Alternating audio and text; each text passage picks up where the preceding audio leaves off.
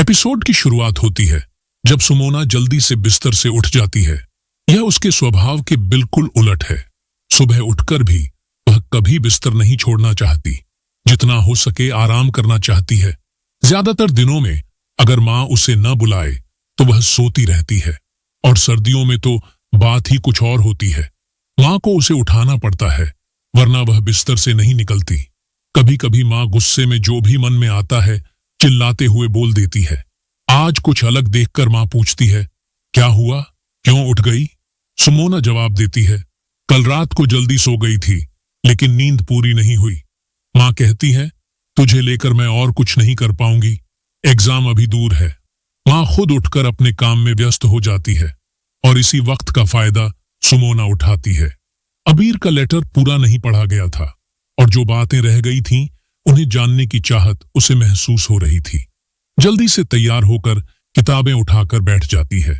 Letter का कागज खोलते ही उसकी नजर उस लिखे हुए हिस्से पर पड़ती है जो अभी तक नहीं पढ़ा था। घर में नहीं आया वो। मन में उसका हमेशा आना जाना, पहने हुए ढकी साड़ी, मांग में सिंदूर। सुमोना ध्यान से पढ़ती है, फिर आगे बढ़कर बाकी का लेटर पढ़ती है। अबीर लिखता है, दुख के बारे में लिखने का मजा लिया था, सीरियसली मत लेना। सुमोना अपने आप में बड़बड़ाते हुए कहती है, मजा है ना? क्यों झूठ बोलकर मुझे धोखा दे रहा है अबीर? पढ़ाई में उतना अच्छा नहीं है, ये बात समझ गई हूं, लेकिन क्या तुम समझते हो कि मैं कुछ नहीं समझ सकती? तुम्हें लगता है मुझे कोई दुख नहीं होगा, इसलिए मुझे ये सब दिखावा कर रहे हो, पर सच में दुख हो रहा है मुझे। सच में मैं बहुत परेशान हूं। तुम्हारे लिए मैं जो कुछ कर सकती वो सब सोचती हूं, पर उससे ज्यादा तुम्हारा दुख अगर मैं अपनी तरफ से कम कर पाती तो मुझे बहुत अच्छा लगता। सुमोना फिर से लेटर को पढ़कर आगे बढ़ती है। सब कुछ भूलकर अपने एग्जाम पे ध्यान दे। तुझे कुछ अच्छा करना होगा, खुद को अपने पैरों पर खड़ा करना होगा। जानती है ना, हमारे सोसाइटी में लड़कियों का कहां तक जाना है। अगर पैसे की आजादी नहीं मिलती तो किसी की बात को कोई महत्व नहीं रहता। समझना, मैं तुझे ज्ञान नहीं दे रही, बस ये जो समय कान के पास है वो बहुत कुछ सिखाता है। मैं तुझे तेरी रिजल्ट देखूंगी पहले, उसके बाद अपना। ये बात याद रखना, मेरा रिजल्ट क्या होगा मुझे पता नहीं, बस ट्राई कर रही हूं। माँ को कुछ दिन के लिए अगर मैं कहीं और रखती तो अच्छा होता, पर मैं कोई तरीका नहीं ढूंढ पा रही हूं। मेरी माँ बहुत जिद्दी है, इसलिए कोई तरीका नहीं मिल रहा। अगर माँ का कोई अरेंजमेंट हो जाए तो मैं अपने एग्जाम के लिए पूरी तरह से तैयार हो सकती हूँ। पर ये सब बातें छोड़ो, बस ये काम करो कि रिजल्ट अच्छा आए। अगर अच्छा नहीं आया तो बहुत गुस्सा हो जाऊंगी। सुमोना चिट्ठियां फोल्ड करके बहुत ध्यान से किताब के मालाट में छुपा कर रखती है और सोचती है, अरे अबीर का क्या होगा? क्या उसका आत्मविश्वास टूट गया? इम्पॉसिबल, अबीर इतना कमजोर नहीं हो सकता। फिर भी अगर इस वक्त उसका थोड़ा सा साथ दिया जाता, अगर वो पास होता तो। फिर सोचती है, माँ को कहीं और रखे जाने की बात क्यों की थी? क्या उसकी माँ सच में और नहीं संभाल पा रही? क्या वो किसी मुसीबत में है? उसकी माँ ठीक है ना? बहुत सारे सवाल उसके दिमाग में घूम रहे होते हैं। पर सुमोना क्या करे? क्या अपने पापा से बात करे? अगर उन्हें बताए कि अबीर की माँ को उनके घर रखना चाहिए तो? सुमोना जानती है, पापा तो मेरे दोस्त जैसे हैं। अगर बताऊंगी तो मेरे पापा शायद तुरंत मान जाएंगे, लेकिन पर माँ को तो 1000 सवाल करने पड़ेंगे। उनके जवाब देना बहुत मुश्किल होगा। कौन जाने, शायद वो शक करने लगे। अगर उन्होंने अबीर की माँ के लिए कुछ गलत सोचा तो घर का माहौल कैसा हो जाएगा? उसका अपमान नहीं होने दे सकती मैं। माँ के अपमान का तो कोई सवाल ही नहीं। सुमोना अपनी माँ को अच्छे से जानती है। माँ कितनी अच्छी है, लेकिन अपने परिवार के लिए हमेशा फिक्र करती रहती है, और उसकी ये ओवर केयर कभी कभी प्रॉब्लम बन जाती है। बहुत सोचने के बाद सुमोना अपने मन को थोड़ा शांत कर लेती है। अबीर की चिट्ठी अभी भी किताब के मालाट में छुपा कर रखी होती है। उसके दिल में वो सब बातें गूंजती रहती हैं। वो अपनी पढ़ाई पर ध्यान देने की कोशिश करती है। अबीर के शब्दों की गूंज उसके जहन में बार बार घूमती रहती है। धीरे धीरे वो अपनी किताब में डूबा रहती है। अच्छा रिजल्ट तो मुझे पाना ही पड़ेगा, ये सोचती है। माँ और पापा दोनों उससे बार बार कहते हैं, रात भर न सोकर, ये लड़की मर जाएगी क्या? ये सोचकर सुमोना की जिद और बढ़ जाती है। कभी अपने आप में बड़बड़ाकर कह देती है, अबीर, मैं तो पूरी कोशिश कर रही हूं, कोई भी छुपाई नहीं कर रही, पर सब कुछ तो मेरे हाथ में नहीं है। जैसे तू चाहता है वैसे अगर नहीं हो पाता तो प्लीज नाराज मत होना। और कभी अपने आप से फिर से कह देती है, मैं तो कोशिश कर रही हूं, पर तू ठीक है ना, पढ़ाई कर रहा है ना। रात को खाना खाते वक्त पापा अचानक बोल पड़ते हैं, कल सुबह तुझे लेकर थोड़ा बाहर चलेंगे, 8 बजे तक रेडी हो जाना। सुमोना हैरान होकर पूछती है, क्यों, कहां जा रहे हैं हम। पापा थोड़ा गंभीर होकर कह देते हैं, एक बार उस अभिरूप डॉक्टर के पास ले जाऊंगा तुझे, चेकअप करवाएंगे।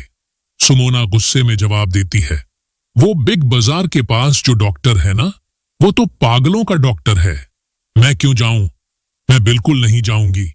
मां का गुस्सा बढ़ जाता है, तो क्यों नहीं जाएगी, समय पर सुनती नहीं है, बाद में पागल घर में डाल के रखवाना होगा।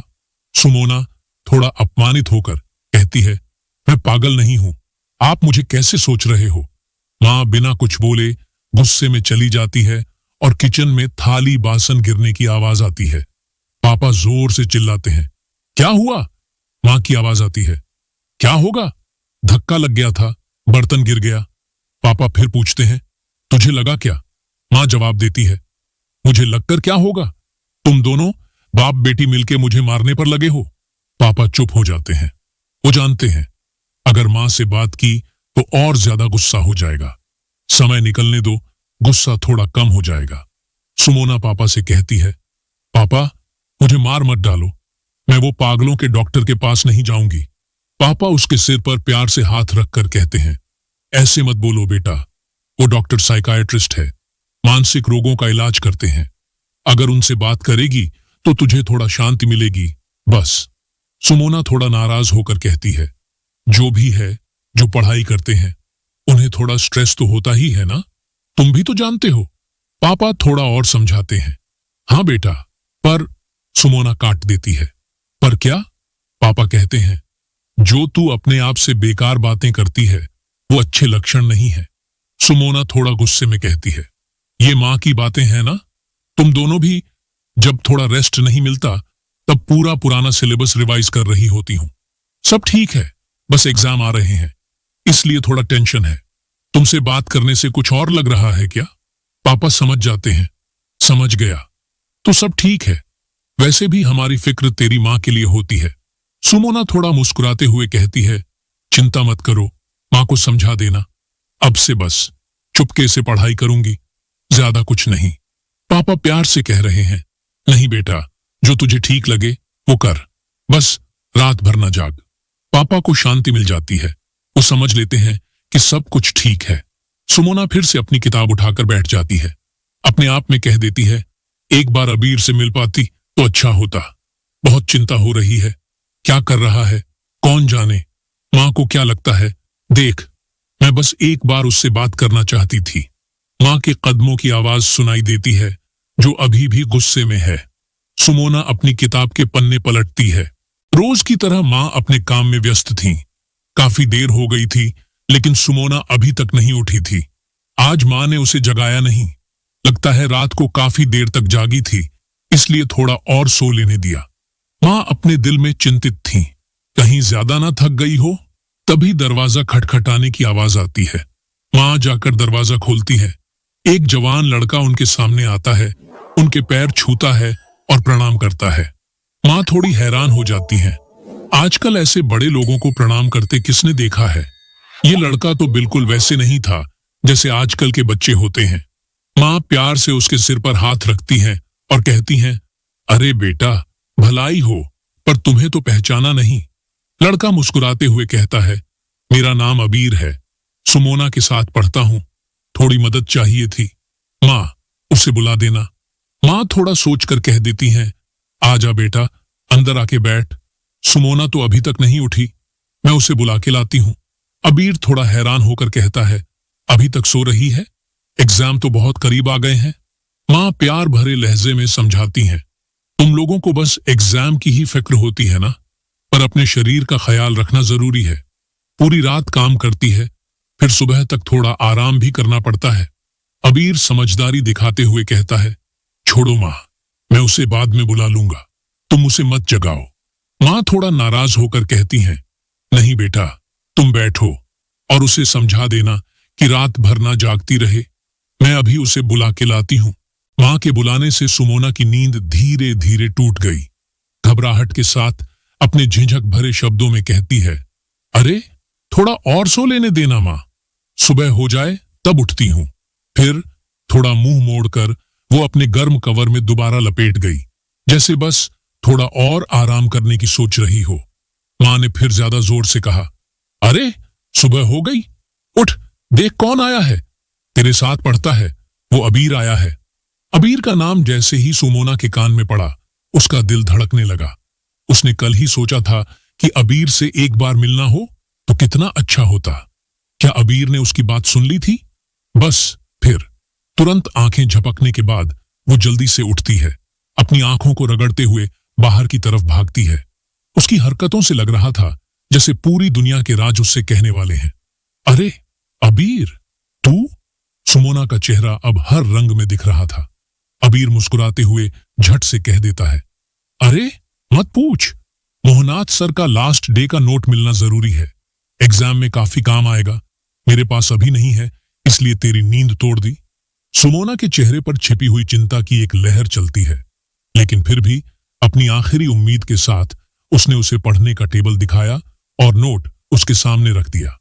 अबीर कहता है, एक पेन और पेपर देना। सुमोना कहती है, ले, दे रही हूं। सुमोना के चेहरे पे मुस्कान थी, जैसे हर बात सही होगी।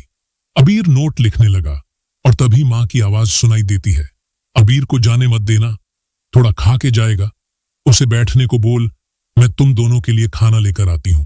ठीक है माँ, सुमोना ने खुश होकर जवाब दिया, जैसे माँ की बातें हमेशा ही सही होती हैं।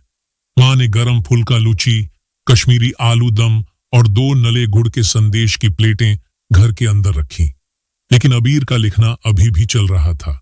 माँ ने टेबल पर सारी चीजें रखते हुए कहा, पहले खाना खा लो बेटा, ठंडा हो जाएगा, बाद में काम करना। अबीर जैसे एक समझदार लड़का हो, लिखना बंद करता है और खाना खाने बैठ जाता है। माँ, मैं तुम्हारे लिए चाय लाती हूं। सुमोना ने कहीं अपने मन में सोचा, जैसे माँ का साथ हमेशा जरूरी होता है।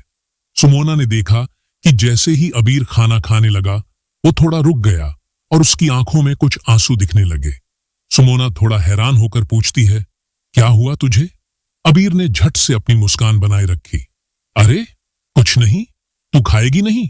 सुमोना ने थोड़ा मुस्कुराते हुए कहा, तू शुरू कर, मैं बैठती हूं। अबीर ने अपनी थोड़ी सी शर्माते हुए कहा, सुबह सुबह इतना नहीं खा पाऊंगा, तुम्हारे पास कोई प्लास्टिक बैग होगा? सुमोना की आंखों में एक प्यारी सी मुस्कान आई।